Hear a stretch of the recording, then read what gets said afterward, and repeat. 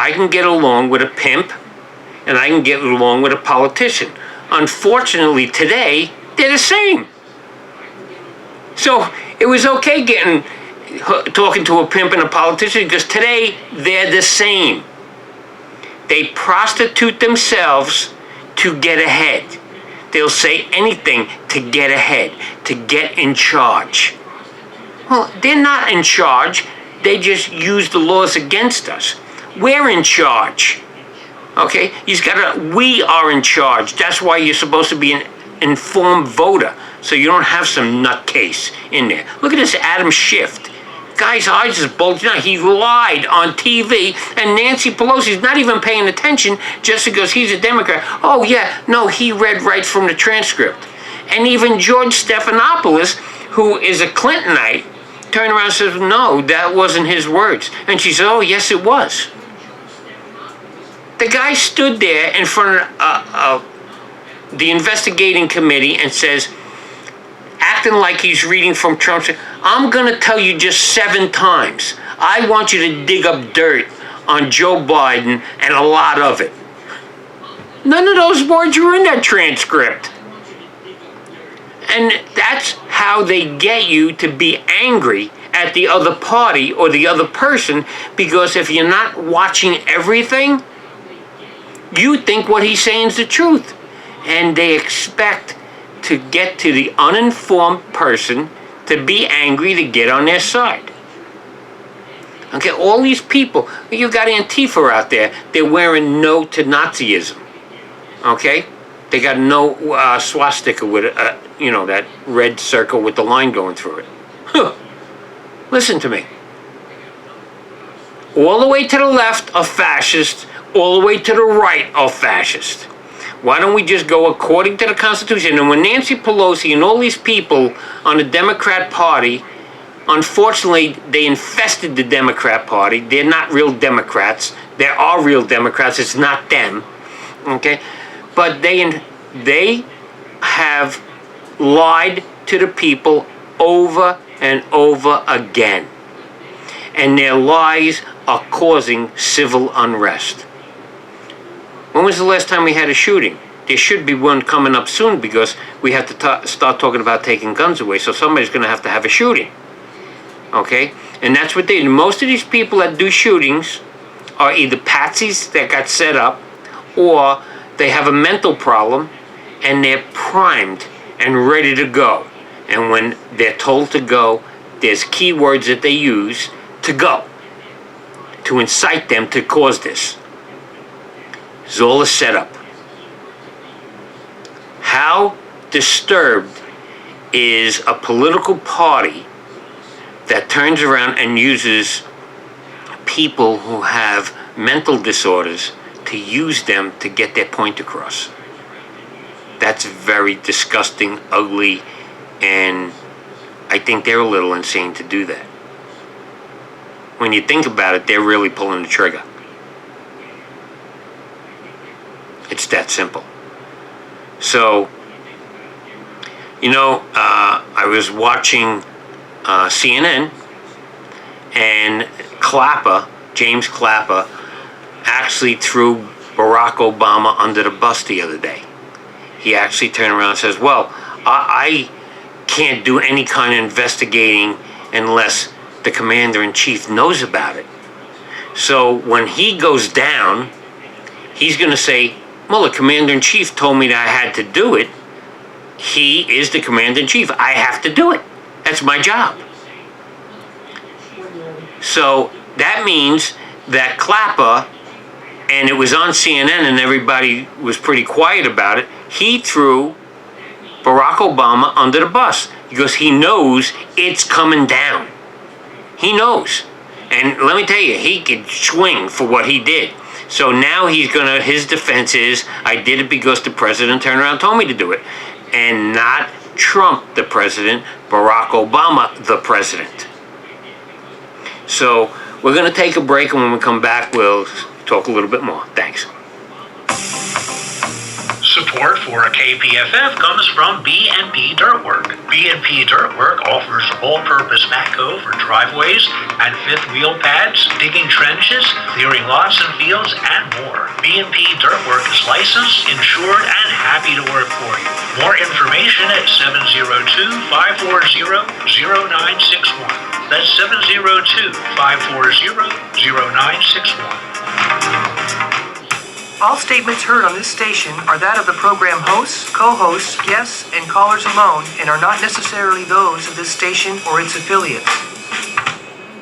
Hello, this is LD, Lazy Dog Michael John. I'm going to host I'm going to a announce show that we're not taking Sunday any phone evenings calls. at 7 p.m. When we come called back, I'm going to announce Lazy we're not Dog's taking phone Front calls. Porch. Why don't you come on by, roll up When on we the come porch, back on, I'm pull up going to a chair, announce we're not and taking join phone me. calls. We're going to have a good time. We're going to chat about this, that, everything else. I got to We buy, might even I become can't interesting. vacuum it, I got to We'll just buy see the where dust it blower. goes. Sunday night, 7 p.m. on KPFF. Yeah, it's no problem. I got to get, there's cans of dust remover there. Yeah, because the dot. Hello, listeners. Want to know what talk programs are broadcast by KPFF? Yeah, we got to do the KPFF program microphones. guide is now on our Prompt Film Festival Right. website. If you want to see what's coming up this week on KPFF, just go to www.promptfilmfestival.org. As programs are added or changed, so will the guide. That's www.promptfilmfestival.org for the best talk programs in Pahrump. This is 97.7, Pahrumph's community radio station. And welcome back. I just wanted to remind everybody we're not taking any phone calls on this program. I record with a camera and a headset to use it, and the phone calls don't come through the headset properly, and the people can't hear it when this goes up on YouTube and Facebook. So I stopped taking phone calls. Okay, so there's going to be a rally here in Pahrump on Wednesday, October 16th, on the corner of 372 and 160. Okay, it's going to be a rally that's saying I guess it's for the Republican Party or people that believe in the Constitution. You could bring your flags, you could wear your Magna hats, you could wear a hat like this, don't threat on me. So that would be noontime on 372 and 160, and if you get there like 11:45, that way you can see what's going on and let the people know how you feel and have a peaceful rally for our Constitution and our president. And if you have time, you're not working, it would be a good thing.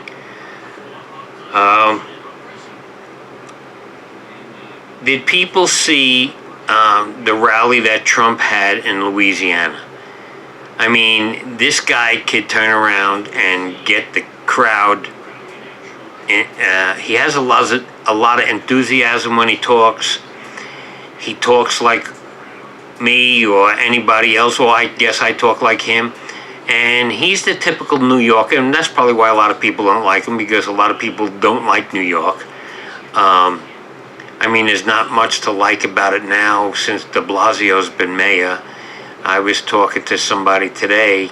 I was at the museum, and there was a guest there, somebody checking out the museum, and they were actually in New York City for a month, and they told me how disgusting and dirty it was. And I was pretty shocked to hear that, because it was never really as bad as she said. My friends tell me, it's if you go into Manhattan, you can smell urine and feces everywhere. It's sad. It's a beautiful city, a ton of culture. The food is unbelievable because of all the different cultures. And I miss the people that I were friends and my family there. Most of my family's gone from there now. They moved to Jersey because they just couldn't take the taxes. They couldn't take what was going on in different neighborhoods. The crime was out of control.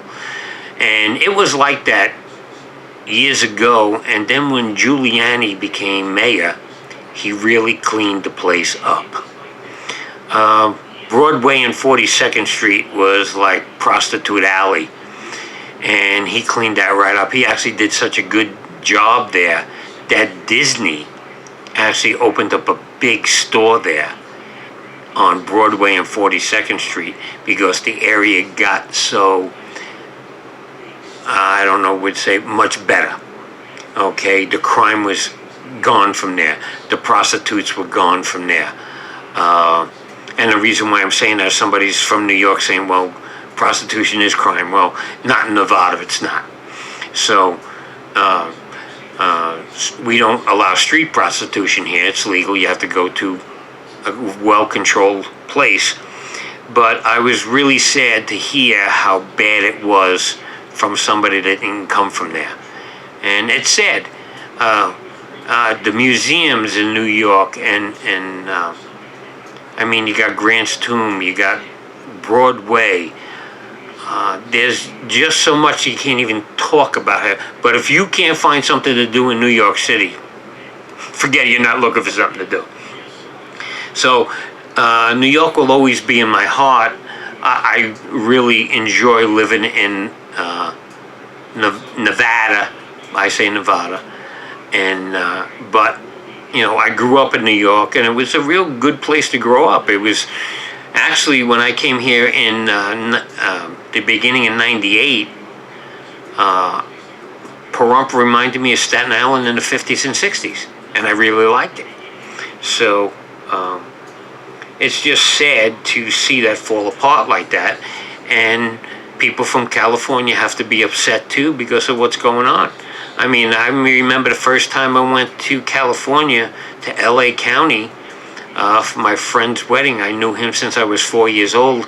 He had moved out to California in 1972 when he graduated high school, and I went out there in '81 for his wedding.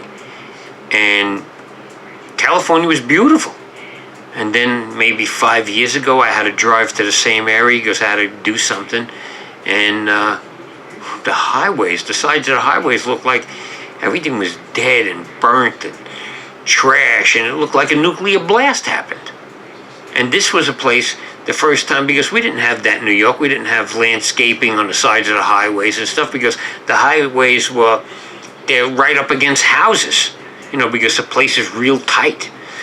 I always turn around and say when I drive back to New York and I'm going on 70 and then 76, which becomes the Pennsylvania Turnpike, you feel like you're driving into a funnel.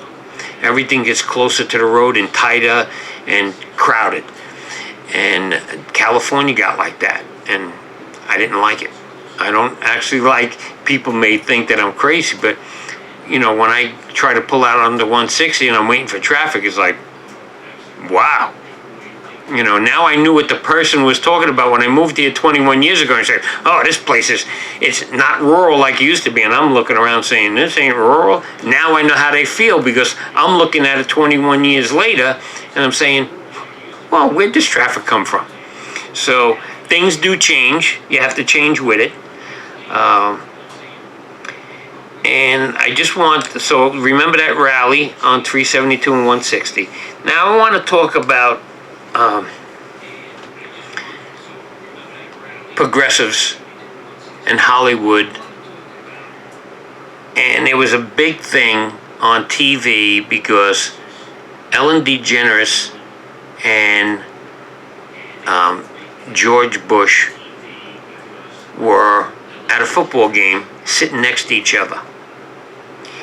And her friends, Ellen's friends from Hollywood, started texting her when they saw her on TV sitting next to him. Why would she sit next to him? And I thought what she said was really good. At the end of her show, she says to be nice to everybody.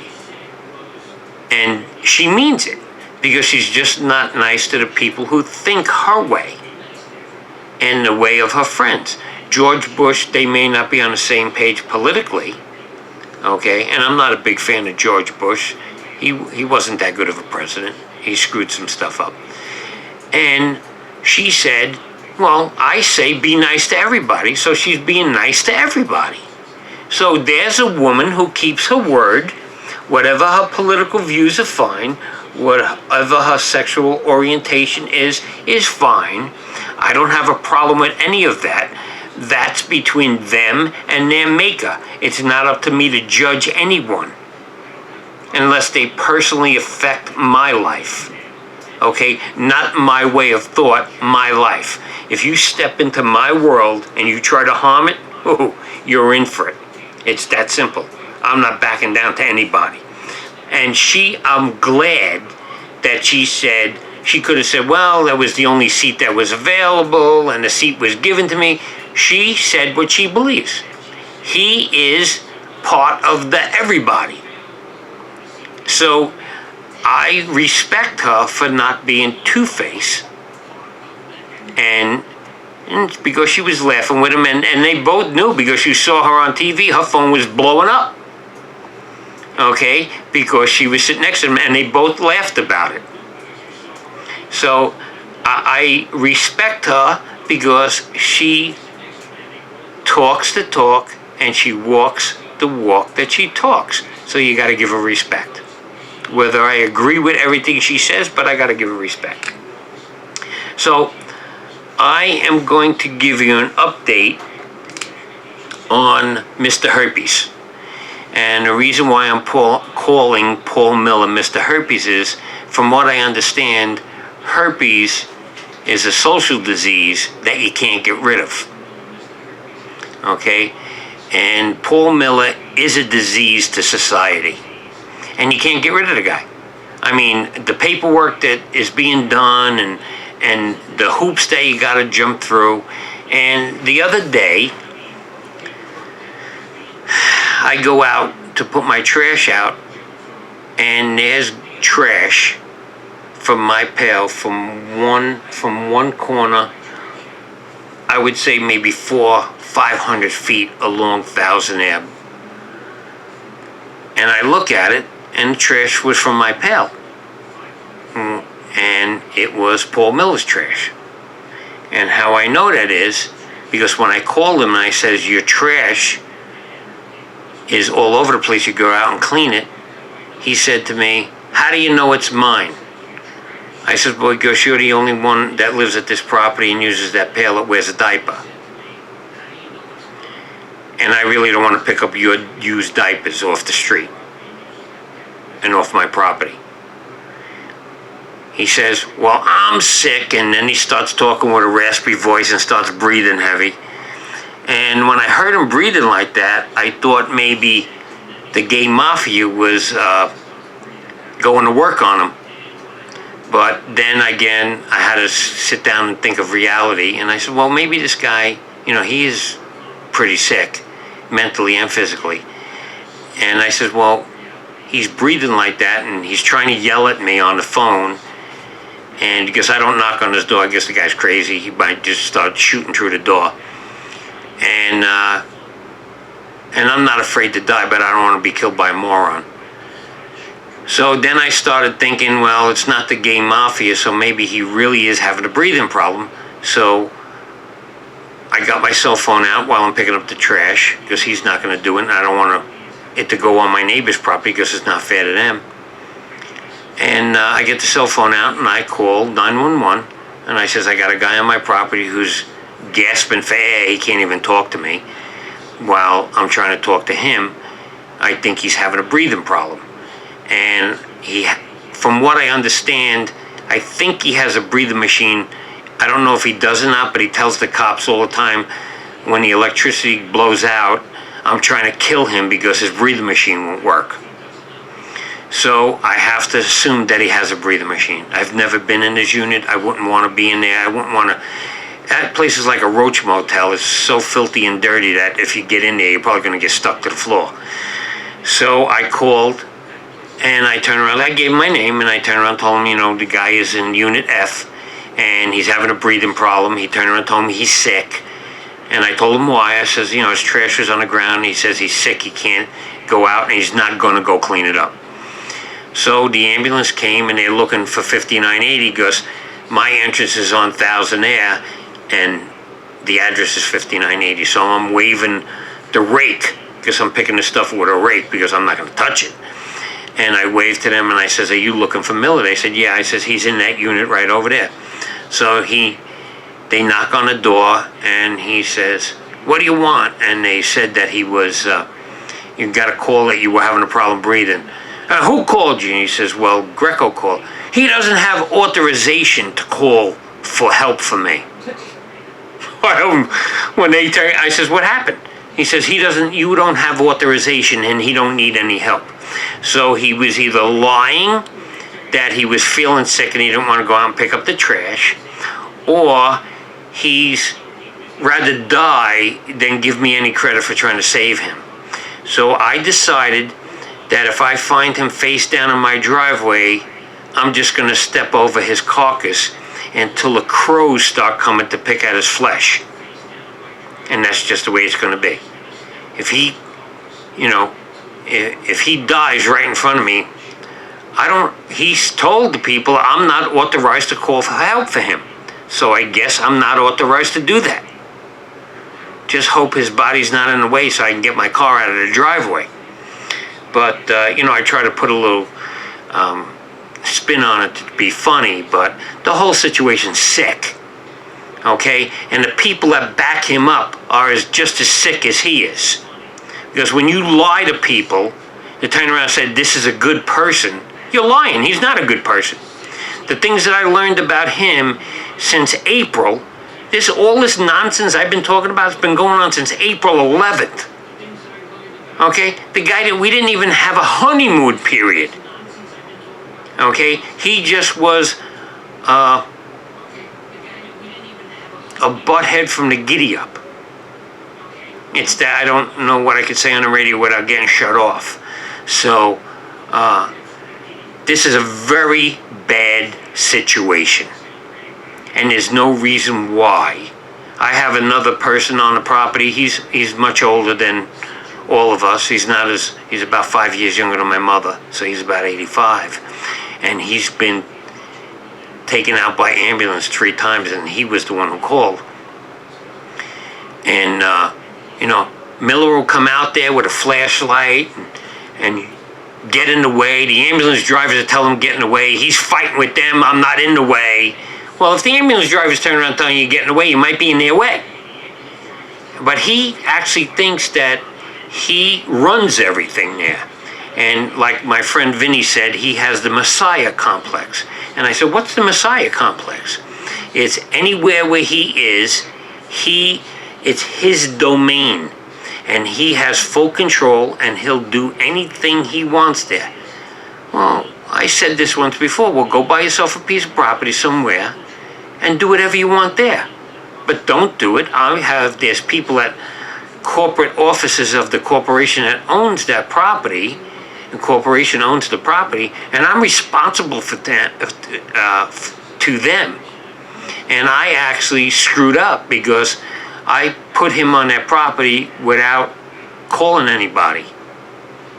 And, they say if it gets to the point where they got to fly out here from New York, I'm going to have to pay for it, and I don't have that money. And this situation has to be corrected, and I don't know how to do it. It can't be done.